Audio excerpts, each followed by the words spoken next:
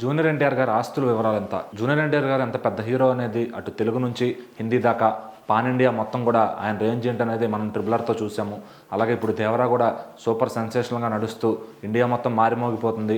So అటు US నుంచి ఇటు అమలాపురం దాకా ప్రతి సెంటర్లో రికార్డ్స్ పెట్టేశాడు దేవరా.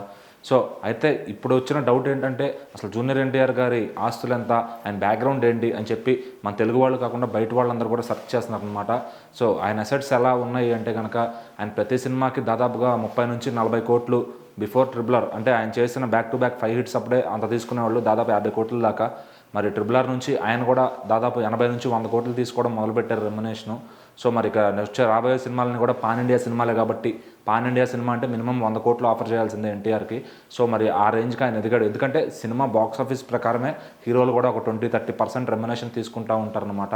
సో మరి ఈ క్రమంలో ఎన్టీఆర్ గారు కూడా దాదాపు 100 కోట్లకు చేరారు. ఆయన ఉన్న స్టార్ హీరోలతో కలుపుకుని ఎన్టీఆర్ గారికి కూడా 100 కోట్లు వస్తున్నాయి అనమాట. సో మరి మన తెలుగులో అది ఒక టాప్ రికార్డ్ అని చెప్పొచ్చు ఆయనకి.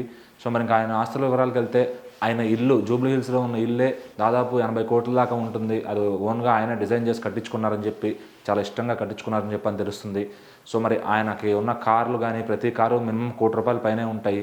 అందులో రేంజ్ రోవర్ ఆయన ఫేవరెట్ కార్ అనమాట. దాని విలువ 2.5 కోట్లు ఉంటుంది. అలాగే పార్ష్ కార్ 1.5 కోటి, ఇంకా ఫెరారీ, అన్ని బ్రాండ్లు ఏవైతే ఆయనకి ఇష్టమైన బ్రాండ్లు అన్ని అప్డేటెడ్ మోడల్స్ అన్ని తెచ్చిపెట్టుకుంటూ ఉంటారు.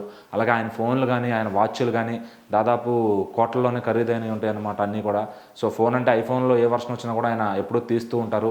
అది ఆయన ప్రతిసారి ఆయనే చెప్తూ ఉంటారు అన్నమాట, ఐఫోన్లు మారుస్తూ ఉంటారని చెప్పి. అలాగే ఇంకా ఆయన ఆస్తుల గురించి మాట్లాడుకుంటే కార్లు, బంగళాలు, ఇల్లు, అలాగే రీసెంట్గా ఈ మధ్యనే కర్ణాటకలో కూడా ప్రాపర్టీస్ కొన్నట్టు తెలుస్తుంది. సో మరి ఇంకా ఆయన ఎదుగుతూ పోతున్నాడు అనమాట. ఎందుకంటే ఆయన ఎవరి దగ్గర కొట్టాల్సిన అవసరం లేదు. ఎందుకంటే ఆయన హీరోగా ఆయన చేసుకుంటూ యాడ్స్ ఉన్నాయి, ఏది చేసినా కూడా ఆయనకు డబ్బులే అనమాట. సో ఆయన ఇంకా ఎక్కువ చేసుకునే కొద్దీ ఇంకా ఎక్కువే వస్తాయి తప్ప ఆయనకి పెద్ద ఇంట్రెస్ట్ ఉండదు యాడ్స్ మీద. సో ఇంకా అడుగుతారు కాబట్టి ఆ ఉన్న స్నేహం కొద్దీ యాడ్స్ చేసి కూడా ఆ డబ్బులు కూడా వెనకేసుకుంటూ ఉంటారు ఆయనకు డబ్బులు అయితే కరువు కాదు. కానీ సరే మరి ఎటు చూసినా కూడా అభిమానం ఇదంతా కూడా ఆయనకి లేదని చెప్పచ్చు మనం. సో మరి ఆయన దగ్గరగా ఆయన అఫీషియల్ ఆస్తులు అంటే ఏ బ్లాక్ వైట్ కాకుండా ప్యూర్ క్లీన్ మనీ 500 కోట్ల పైనే ఉంటుందని ఒక అంచనా ఉంది. సో మరి ఇదంతా కూడా మీరు గూగుల్ చేస్తే ఇన్ఫర్మేషన్ క్లియర్గా తెలుస్తుంది అనమాట. సో మరి దాని గురించి ఇప్పుడు ఎన్టీఆర్ గారి గురించి అందరూ సెర్చ్ చేస్తున్నారు ఇండియా మొత్తం కూడా. ఎందుకంటే దేవరా సౌండ్ అలా ఉంది ఆయన గురించి. ఇప్పుడు ఆయన అసలు ఎవరు ఏంటి అని హిందీలో కొత్త ఆడియన్స్ పరిచయం అయ్యారన్నమాట దేవరా సినిమాతో.